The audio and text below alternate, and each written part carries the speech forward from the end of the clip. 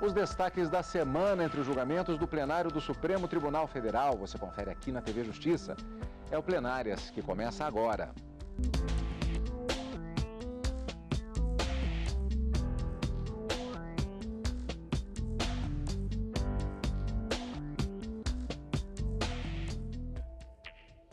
Hoje, com os principais momentos das sessões dos dias 29 e 30 de novembro, marcando o encerramento das atividades do plenário no mês de novembro de 2017, já nos encaminhando para o fim de ano, as sessões de dezembro, portanto. Karina, uma característica destas sessões plenárias, desta quarta e quinta-feira, dias 29 e 30, foi que nós tivemos julgamentos importantes e com decisão tomada no plenário do STF. É isso aí, Cadu. Na quarta-feira, um tema que já havia sido discutido no plenário do Supremo Tribunal Federal neste ano, mais especificamente em agosto de 2017, retornou à pauta de quarta-feira, repercutindo uma sessão monotemática, como você sempre diz, não é, Cadu? A proibição em todo o Brasil da utilização do amianto acabou sendo a discussão que tomou toda a sessão plenária da quarta-feira. E na quinta-feira, uma sessão também monotemática, cujo tema principal discutido foi a legislação que regulamentou e instituiu o programa Mais Médicos aqui no Brasil. Essa discussão acabou gerando uma divergência de votos em relação ao voto do relator ministro Marco Aurélio, mas os ministros acabaram considerando que sim, é constitucional essa legislação, não há qualquer violação com o texto constitucional e que, portanto, é válido o programa Mais Médico para levar os médicos de todo o Brasil aos lugares mais longes e mais longínquos para atender a população mais necessitada. Então, dois grandes temas no plenário, fechando, como você disse, as sessões plenárias e os trabalhos do Poder Judiciário agora no mês de novembro de 2017. Vamos começar então com o tema da quarta-feira. Como vimos, portanto, o Supremo Tribunal Federal proíbe a produção, comercialização e o uso de materiais com amianto em todo o país. Por 7-2, o plenário confirmou o entendimento firmado pela Corte em agosto de que o artigo da lei que permitia o amianto crisotila no Brasil é inconstitucional. A decisão tem efeito erga omnes, ou seja, vale para todos os casos e é vinculante. Deve ser seguida pelos tribunais de todo o país. A decisão foi tomada durante a análise de duas ações contra uma norma do Rio de Janeiro que proibia o amianto no Estado. A relatora, a ministra Rosa Weber, afirmou que existe um consenso técnico e científico em relação ao perigo do amianto. A posição oficial da Organização Mundial da Saúde, no sentido de que todos os tipos de amianto causam câncer no ser humano, não tendo sido identificado limite algum para o risco carcinogênico do crisotila, o aumento do risco de desenvolvimento de câncer, observado mesmo em populações submetidas a níveis muito baixos de exposição, o meio mais eficiente de eliminar as doenças relacionadas ao mineral diz com a eliminação do uso de todos os tipos de asbesto. Esta é a posição oficial da OMS. Prossigo. Da emenda. Risco significativo de exposição crescente, não apenas na cadeia produtiva do amianto, mas também para familiares que vivem com trabalhadores desse setor, para a população nas proximidades de minas e indústrias de amianto, para a população consumidora de produtos finais contendo amianto na composição e para pessoas expostas a rejeitos ou descartes de materiais contendo amianto. Quadro justificador da adoção de instrumentos normativos nos planos doméstico e internacional voltados ao controle e eliminação progressiva do uso do amianto. Novo item da emenda. Limites da cognição jurisdicional.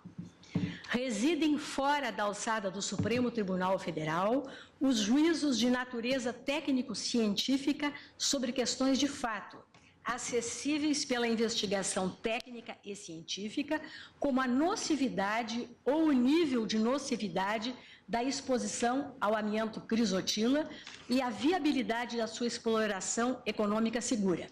A tarefa da Corte, de caráter normativo, há de se fazer inescapavelmente embasada nas conclusões da comunidade científica, de natureza descritiva.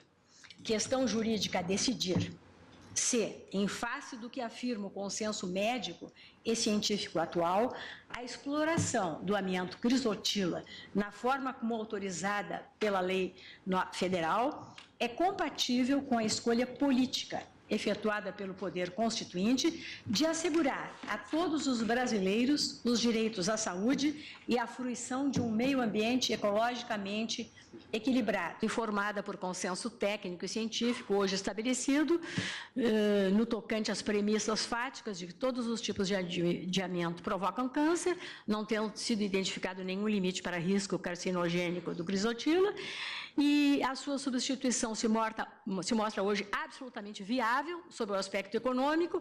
A lógica da inconstitucionalidade da proteção insuficiente, tal como aqui dimensionada, ampara a conclusão de que não desarrazoadas as iniciativas legislativas referentes à sua regulação, em qualquer nível federativo, ainda que resultem no banimento de todo o uso do amianto, inclusive o crisotilo.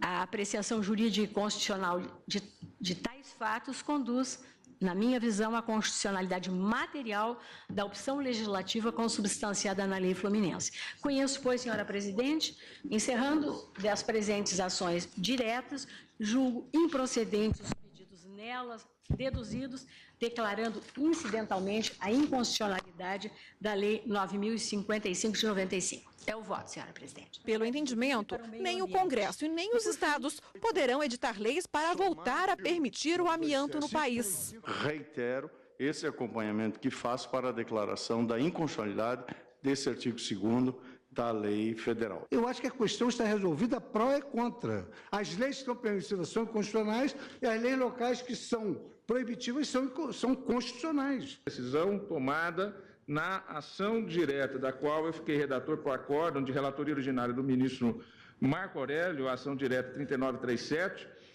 a decisão ali tomada tem eficácia geral plena para todo o território nacional, e não apenas em relação ao âmbito do Estado de São Paulo, ali, a legislação que ali se julgava. Nesses casos, nós declaramos a inconstitucionalidade não apenas da norma, mas da matéria. A utilização do amianto tipo crisotila, tanto como do outro tipo, que é extremamente mais severo, quer dizer, que essa utilização ofende postulados constitucionais e, por isso, não pode ser objeto de normas autorizativas. Talvez, ministro Celso, nós estejamos caminhando, como eu disse, para um reconhecimento de que as matérias, sendo idênticas, sejam declaradas inconstitucionais. O ministro Alexandre de Moraes divergiu parcialmente. Se a lei federal proíbe todo tipo de amianto,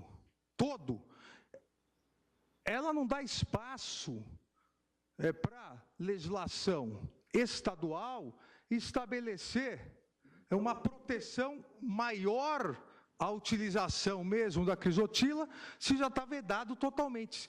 Mesmo de forma incidental, se o Supremo Tribunal Federal entende que, no Brasil, hoje, fabricação, comercialização, utilização de amianto é proibido, é no Brasil todo. Já o ministro Marco Aurélio defendeu o uso do amianto na variedade crisotila, menos nociva. Reporto-me simplesmente ao voto que proferi na ação direta de inconstitucionalidade por mim relatada a 3.937, que farei transcrever nos dois processos que estão em apreciação na bancada. Karina, como você disse, essa questão do amianto, na verdade, ela foi abordada e houve um entendimento do Supremo no mês de agosto. Por que havia ainda processos que estavam na expectativa de julgamento para esta semana? Quando o Supremo proferiu a decisão em agosto, ele decidiu que a lei do Estado de São Paulo, que proibia a utilização do amianto nessa fabricação de materiais para construção, era constitucional, ou seja, que o Estado poderia legislar proibindo a utilização dessa substância. Fixou-se esse entendimento, mas ainda estavam pendentes de julgamento outras 5 ações, na verdade, 5 ações, 4 ações diretas de inconstitucionalidade e uma ADPF, questionando uma lei do município de São Paulo, que também proibia a utilização do amianto. Nessa quarta-feira dessa semana, os ministros se debruçaram sobre a discussão da lei do Estado do Rio de Janeiro, e contra essa lei eram 2 ações diretas de inconstitucionalidade da relatoria da ministra Rosa Weber, em que eles acabaram confirmando esse entendimento. Era necessário, a ministra Carmen Lúcia, até durante o julgamento, ela disse, era necessário que fossem trazidas essas ações para julgamento em plenário, para poder confirmar essa decisão e, assim, julgar extintos os processos. Então, por essa razão, o tema voltou agora para que fossem discutidos e decididos definitivamente sobre essa questão do amianto. Na quarta-feira, portanto, 2 ações diretas de inconstitucionalidade contra a lei do Estado do Rio de Janeiro, como eu disse, que proibia o uso do amianto. E na quinta-feira, logo no iniciozinho da sessão, os ministros acabaram de uma forma bastante rápida, deliberando e decidindo nas outras ações. Uma ADI que questionava uma lei do Estado de Pernambuco, também proibindo o uso do amianto, e a outra lei que proibia no Estado do Rio Grande do Sul. E a ADPF, como a gente falou, que questionava uma lei do município de São Paulo. Todas elas já decididas pelo plenário, o uso do amianto não pode mais ser utilizado na fabricação de quaisquer materiais de construção no Brasil. Como disseram alguns ministros na ocasião do julgamento de agosto, o amianto está definitivamente banido do território brasileiro. Pois é, a decisão, portanto, já era considerada uma questão de fato e de direito. Na quinta voltou, como bem disse a Karina. No próximo bloco nós vamos ver rapidamente como foi justamente esse julgamento ainda do que faltava em relação a essas ações sobre esse tema amianto e vamos ver qual foi o tema principal da sessão plenária da última quinta-feira. O questionamento sobre a constitucionalidade do programa Mais Médicos. Daqui a pouquinho, depois do intervalo.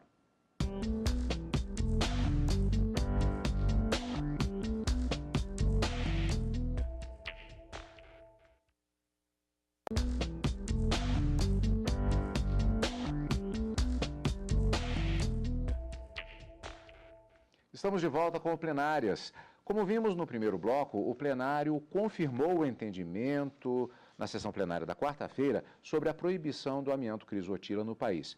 Mas o tema ainda voltou ao pleno na sessão plenária desta quinta-feira, como vamos ver em instantes na reportagem, porque o principal tema, o principal destaque da sessão plenária da quinta foi o fato de que o Supremo Tribunal Federal declarou constitucional lei que criou o programa Mais Médicos. Agora, antes, vamos ver exatamente como foi esse retorno do tema do amianto, fechando as últimas ações da pauta sobre este tema.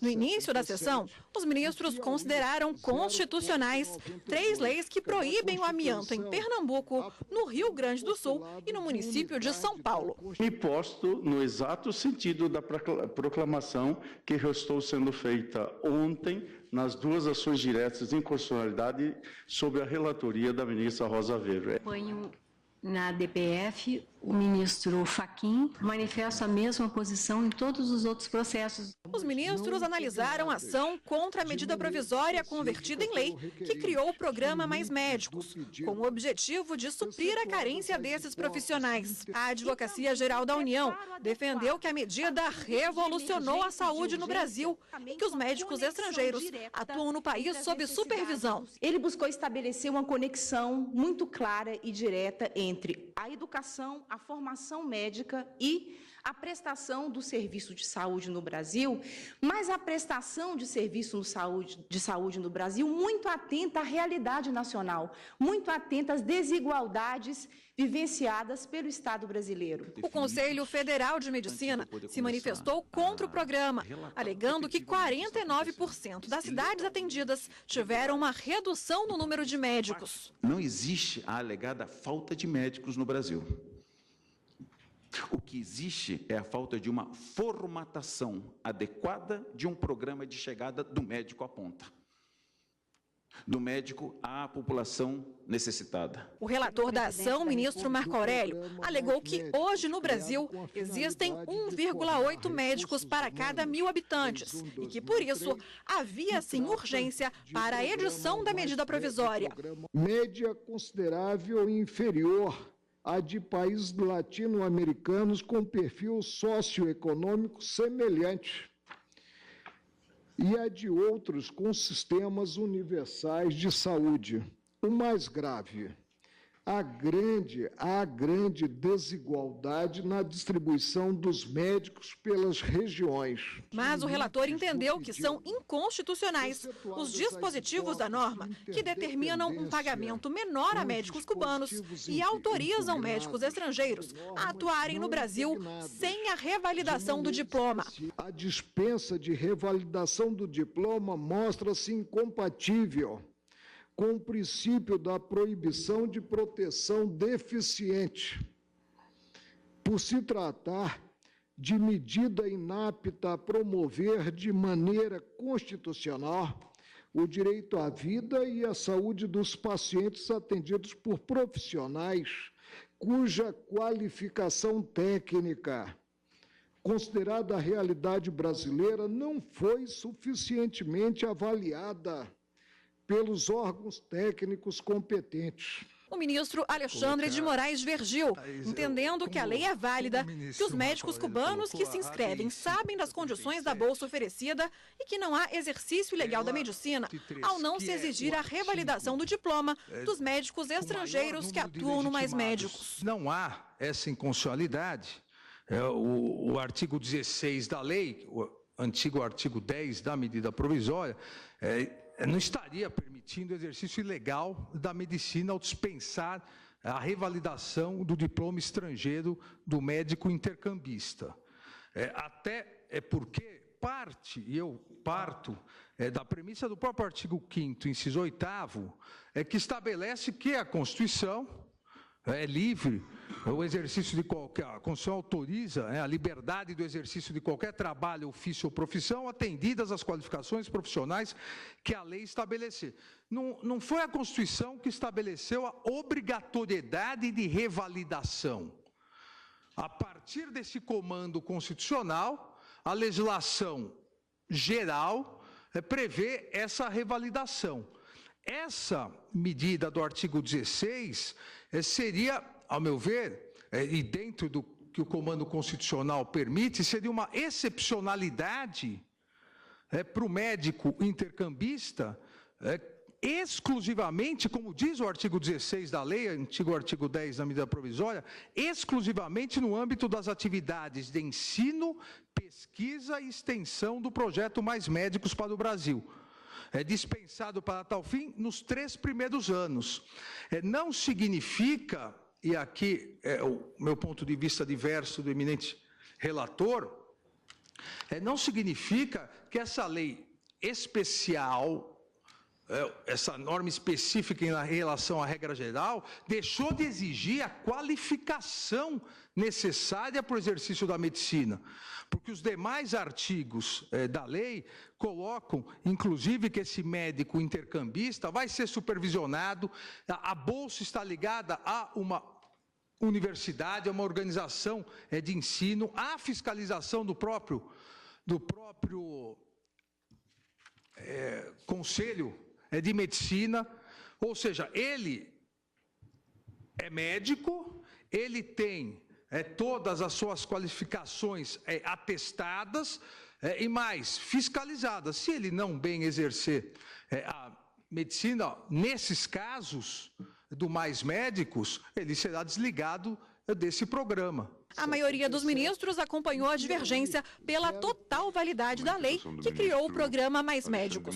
Nós sabemos que esse tema esteve eivado de muita polêmica e de muita discussão, e também sofreu vários reajustes na própria legislação ao longo do tempo, e a própria legislação acabou por ser reformada no sentido do respeito mesmo aos pagamentos adequados e tudo mais. Também eu peço vênia ao ministro Marco Aurélio para acompanhar a divergência, para ir ajuntada do meu voto, mas também julgo improcedentes os pedidos, pelos fundamentos que foram aqui já longamente expendidos, especialmente pelo ministro Alexandre de Moraes. Karina, pelo voto do relator ministro Marco Aurélio, há uma concordância entre todo o plenário, ou seja, foi considerado constitucional em relação a, como eu disse, aos principais pontos. Dois pontos específicos, o ministro Marco Aurélio, nesse sentido, ele alegava que havia, no seu livre convencimento, inconstitucionalidade. Foi a diferença do voto dele para o voto do ministro Alexandre de Moraes, que considerou toda a constitucionalidade do programa Mais Médicos, o que foi seguido pelo plenário. Exatamente. Apenas a ministra Rosa Weber acompanhava o relator ministro Marco Aurélio nos dois pontos que acabaram formando essa divergência e considerando que todo o programa Mais Médico, criado a princípio por uma medida provisória, mas convertido em lei em 2013, continue valendo em todo o território nacional, já que compatível com a Constituição Federal. O ministro Marco Aurélio, ao longo do seu longo voto, que demorou a primeira parte da sessão e adentrou um pouquinho na segunda parte, considerou que a falta de planejamento ou a dispensa da revalidação do diploma adquirido no estrangeiro para que o médico estrangeiro pudesse exercer as atividades aqui no Brasil seria absolutamente inconstitucional. E nesse ponto o ministro Alexandre de Moraes abriu a divergência para entender que a Constituição não determina que haja a revalidação do diploma. Essa é uma exigência prevista na lei. E quando a medida provisória criou esse programa e estabeleceu uma excepcionalidade para afastar a necessidade do revalida, não deixou que esses médicos, no exercício da profissão, ficassem sem qualquer tipo de controle ou fiscalização, já que o próprio programa estabelece uma forma de acompanhamento e fiscalização desses trabalhos, cujos médicos que estiverem inseridos no programa Mais Médicos, se não for cumprido, já que eles serão supervisionados pelos conselhos de medicina, uma vez que eles não cumprem essas determinações, eles poderão ser excluídos do programa. Então ele disse, não há exigência do revalida, mas também não há uma desqualificação ou não há uma desnecessidade de se cumprir aqueles requisitos de qualificação profissional, já que haverá esse acompanhamento durante todo o exercício da profissão, durante o programa, conforme estabelecido lá nos requisitos. E um outro ponto que o ministro Marco Aurélio também entendeu que seria inconstitucional, por violar o princípio da isonomia, ou chamado princípio da igualdade, seria a diferenciação do pagamento a menor do valor vamos dizer assim, do salário desses médicos estrangeiros em detrimento dos médicos brasileiros.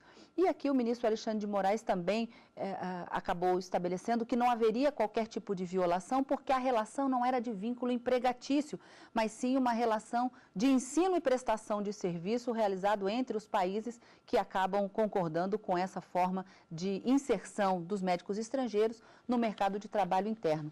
E com essas duas divergências abertas pelo ministro Alexandre de Moraes, o plenário, por maioria de votos, ficando vencido apenas ministro Marco Aurélio e ministra Rosa Weber, entenderam que a medida provisória, convertida em lei em 2013, que criou o programa Mais Médicos, é constitucional e ela vem justamente atender às necessidades da precariedade da saúde pública nos lugares mais longes do Brasil e foi o ministro Alexandre de Moraes, ele até disse durante o plenário, pode não ter sido a melhor política adotada pelo Estado, mas foi uma política compatível com a Constituição para se levar essa saúde pública aos rincões mais distantes do Brasil, quando apenas as Forças Armadas, os médicos das Forças Armadas conseguiam chegar.